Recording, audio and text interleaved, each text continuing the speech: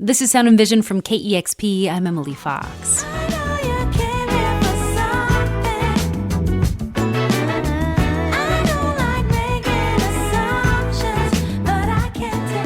Addie Oasis is a French-Caribbean singer and bass player.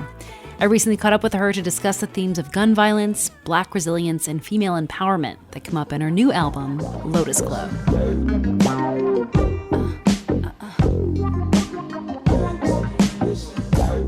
The bass lines on this album are so beautiful and funky and stand out in a way that I don't always hear in music. Were you a bass player first, or were you a vocalist first? Well, thanks so much for this compliment. I was actually a singer first. I started singing when I was probably 2 or 3 years old, and then toured semi-professionally my whole childhood, singing and dancing. Oh, wow. And then I started guitar as a teenager to start writing my songs. And it's only on my early 20s that I started playing bass, so it came a little later. And have you played bass for like other artists? Like you've toured with other artists playing bass rather than singing? Yes, that's correct. I toured singing and playing bass with my own bands in the past. I used to be in a band called Escort. And I also played, a lot of bass for other artists. I actually played 2 nights ago. I picked up a gig while on tour with Lenny Kravitz at the iHeartRadio Awards. Yes, so this I could not turn down. Oh my gosh, that's amazing. Because you've played for a lot of big artists playing bass for them, right? Not that many, because I've always wanted to really focus on my career, and I didn't want to make playing bass for somebody my career. But I used to play for CeeLo Green for quite a bit, and I was in a house band on a TV show on NBC, and that was my most steady gig as a bass player, which was great because I was still in New York and not touring, and still had time to work on my own music. That's amazing. So you grew up in France, but you have you now live in the U.S. I'm curious what life was like for you growing up in France and why you decided to move here. I come from a mixed background, so my experience growing up was, exposed to so many different cultures. My father is from the Caribbean island of Martinique and moved to France when he was 19. And my mom is from the countryside in the south of France, grew up on a farm with 20,000 brothers and sisters and cows and pigs and everything. So my parents met and moved to the city, and I grew up in the projects right outside of Paris, right outside of the city. So that was my experience. I was, surrounded by so many cultures, living in like kind of lower income areas with first generation immigrant people from mostly North Africa, West Africa, but all over really Europe. So that was so fun. And then on vacation, I would just go either to the complete countryside or the Caribbean. Oh my gosh. So it was quite a mix. Yeah. That's amazing. And then what inspired the move to the States? Music. Yeah. My initial goal was to find my sound and find my identity as an artist, and really be in a place where I can have the courage to say, like, this is what I want to do. And it's always a little bit easier to do that when you don't know anybody, So I did 1 year of college, and then I moved to New York. Don't pull your guns, wanna kill just for fun. Don't pull the guns, throwing down on the one.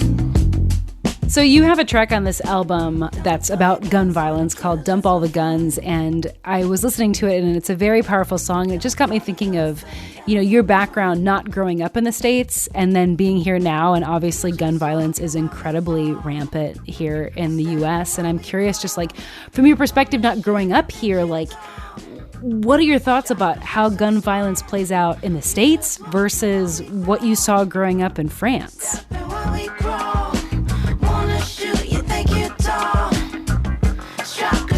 Small, not guilty. It's just part of the plan. Walk free when you shoot a black man. 18, blood all over your hands. It's so sad how no matter when I would have written a song, how relevant it is every week. We can talk about this song because every week there's another mass shooting. Yeah. And it's interesting because I grew up in kind of an unsafe area, one of actually the most unsafe areas in France, and I'm not ashamed of it, but we don't have guns. kill just for fun. I had some friends that I went to school with ended up in jail, and so I'm not saying it's, there's no violence, but we don't have guns. It's not in the culture. Even cops on the street, when it's just basic security, don't walk around with guns. So for me, it is one of the biggest culture shocks for me, even though I've been in the U.S. for a long time. I'm actually an American citizen also now. And it's just one of these things where I just kind of stay out of the conversation because there's such a cultural void, even with some people that I might be talking to who are uber liberal, that still kind of sort of believe that it's okay to have a gun to protect yourself. So I can't just enforce my perception, but my perception is they just should not exist. That's why I did a song called Dump All the Guns. I know it's unrealistic, they're already on the market, but it's also unrealistic to accept having children get murdered in school. Yeah. So something has to be done. It's just, I just can't fathom. You can kill me and let you get away. You can blame me. Say what you want to say.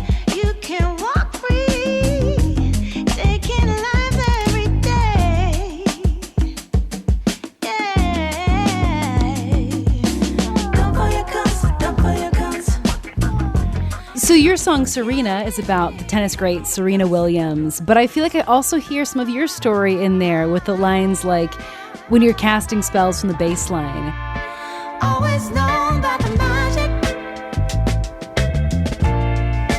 Keep an eye on the game this time. Pickup's got to be chromatic.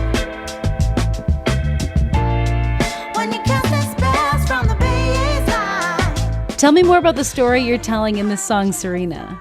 Oh my God, I'm so glad you caught that line. I've done so many interviews and no one has picked up on it. And yes, 100% you nailed it, because it's about her, but she's such a representation of I don't necessarily, I'm a black woman, I'm weary of the term black girl magic because it's a little too often, in my opinion, used for physical efforts. And I want black women to be seen, I want our magic to be praised in areas other than, where it's even convenient sometimes for people who are a little bit less open-minded about our excellence. Some of the cliches attached to black women are, we're strong physically and kind of ends there, or we have strong personalities. And that's why I also wrote this song called Red to Violet, which is an homage to Ketanji Brown Jackson, because this is where things can move, where we can move the needle when we have women of color and women in general in positions of power, decision-making positions. Serena, for me, because beyond her physical ability, being a tennis player to that level, the best tennis player ever, it takes more than just being strong physically. It takes so much discipline, so much hard work, so much intelligence. And she has been put down so much because she was the only black woman in a very white field, in a very white sport. And she was put down constantly. And we watched her just keep her head up and, win in the face of adversity so much. She's such an example for me, and yeah, there's a little play on the bass line because I've told myself very often when I don't have that much courage, what would Serena do? Oh, I love it. Yeah. When you cast the spells from the bass line. Gonna hit high, watching her fly. Gonna hit high like Serena. Gonna hit high, watching her fly. Gonna hit high like Serena. Well, let's talk a little bit more about the song "Red to Violet," which you said, is a dedicated kind of, or was inspired by Supreme Court Justice Ketanji Brown Jackson. And you also collaborate with Jamila Woods on this track. And there's a line that Jamila Woods says that I love. That's basically about, man spreading, taking up physical space. Like when you're on a plane next to a dude and he's just like legs out, they're touching you. They're kind of like across their seat into your seat, touching you. They're fully taking up the armrests. And she has a line about just taking up that space, which I absolutely love. Give me my position. Why your legs so wide in the seat?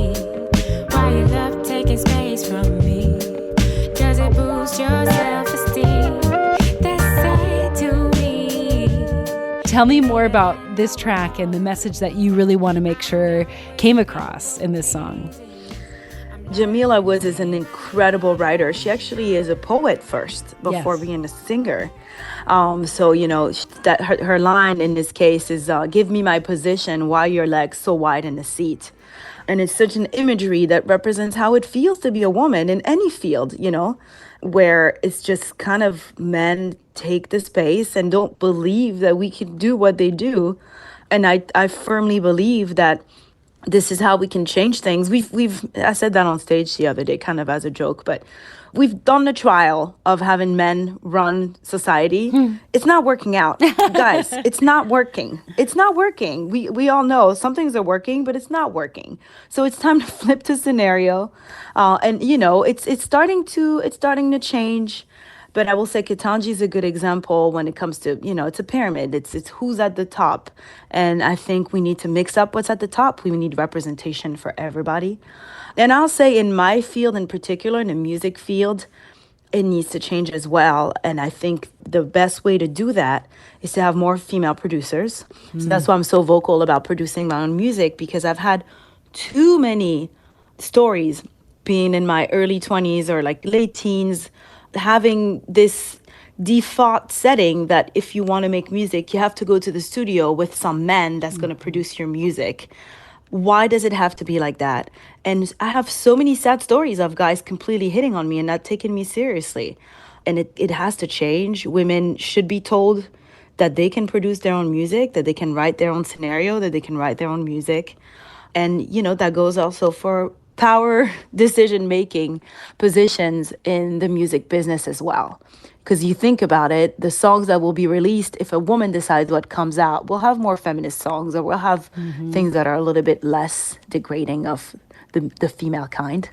And then that just keeps perpetuating on listeners and what they're taking in. And yeah, absolutely. Absolutely. And then, we can have more women like Lizzo, she shouldn't be an anomaly of big girl, because really who decides who these girls are going to be put forward? When you think about it, they're men, and they probably care about things different things from what a woman would care about.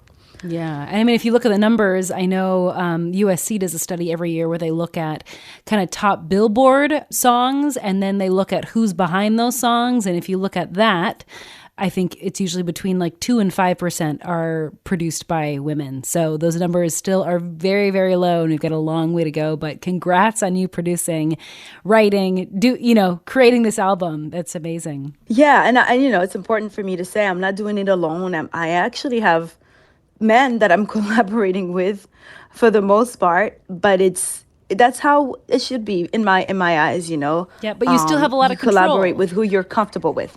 I have all the control. Yeah. I have 100% control. Yeah.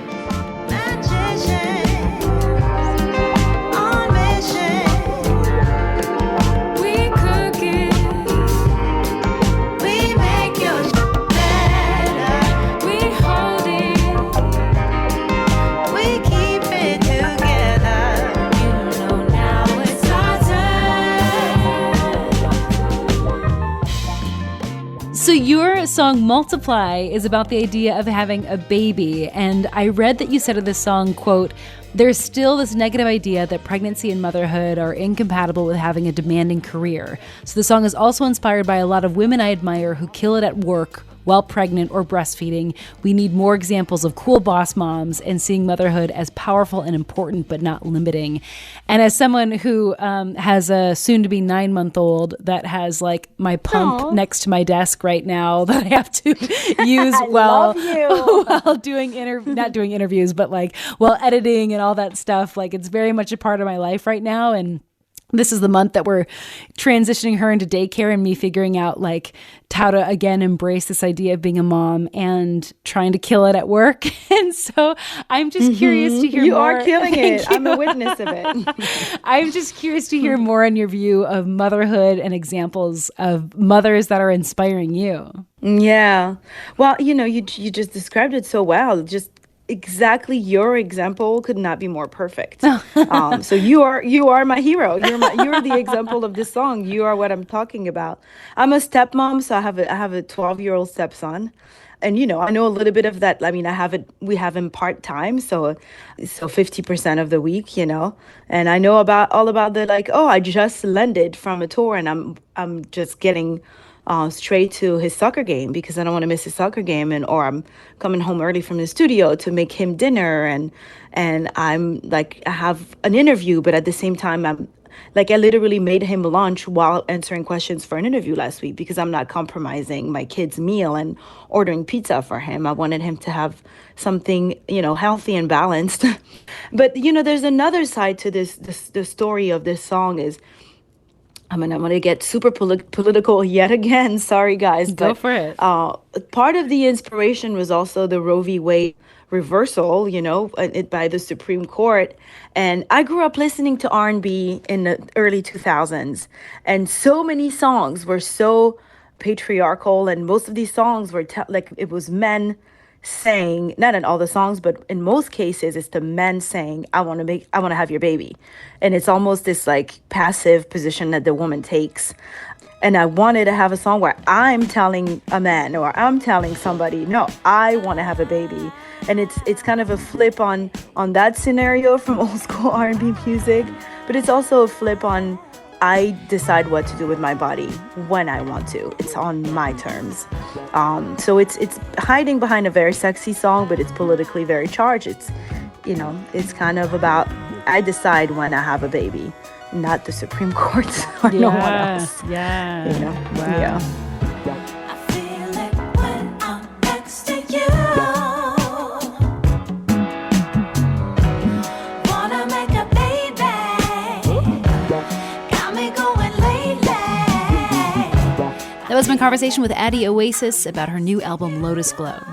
And before we hear the full song Red to Violet featuring Jamila Woods, I have a favor to ask. Please help spread the word about this show. Share an episode with a friend. Subscribe to this podcast. Rate it. Review it. Those little things go a long way. KEXP is a publicly funded radio station, so if you want to help financially support the show, please consider a $20 donation at kexp.org/sound. Thanks for listening.